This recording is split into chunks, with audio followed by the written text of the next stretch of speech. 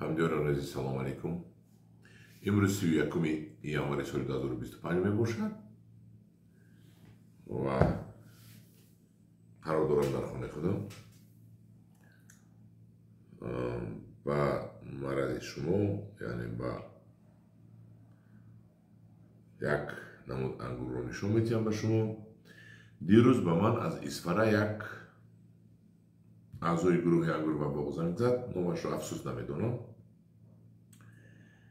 بسیار شخصی خوب، بسیار انسانی است و به من گفت که یک درخت انگوری دارم که 100 ساله می باشد و میخواهد انگورش رو به من روان کند تا من چشیده بینم که چی انگور است و خواهشم کردن که نوار گیرم و میدانید که خواهشی اعضای گروه انگور برای من البته است. من همش رو اجرا میکنم و این انگور رو من گرفتم. در من این دوتا من خیلی ظرفچه انگور رو روان کرده است.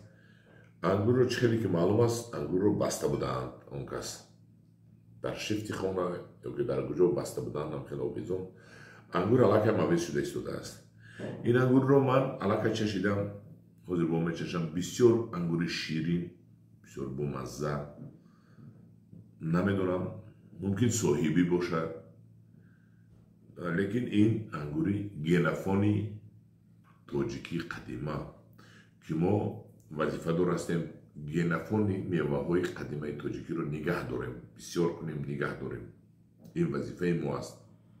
هرچند که ما میوه های بهترین رو هم میبیاریم، لیکن میوه های تاجیکستان هم بهترین است و گنفانی میوه تاجیکستان رو باید نگه داریم. من این انگورش اینش مویزک شده علاقه و اینش علاقه اولی کم و بیش تحریص شده است. بسم الله الرحمن الرحیم. من این انگور رو میگیریم و زیر میچشیم و به شما میگوییم که این چی انگور است. بسم الله الرحمن الرحیم.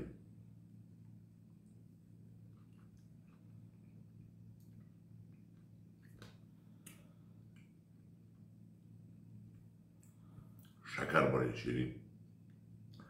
انگور ایستد شیرین می شود، تویفی هم ایستد. کدامش که باشدم که ایستد مویز شود شیرین می شود. این هم شیرین شدگی، بینیوید شیرین، بینیوید با مزه. اینش مویز شدگی.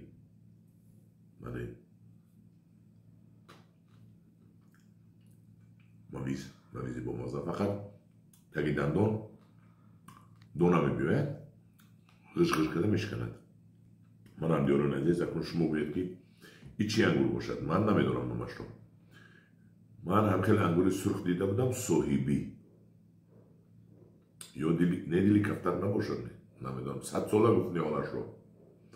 من هم دیارون عزیز این یک از انگورهای قدیمه تاجیکی که نیوهایت انگوری با مزه است و می ایستاده است. تو این وقت ایستاده است این بهترین انگور.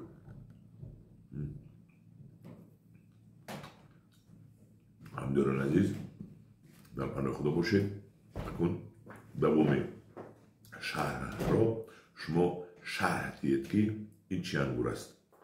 در پناه خدا باشید.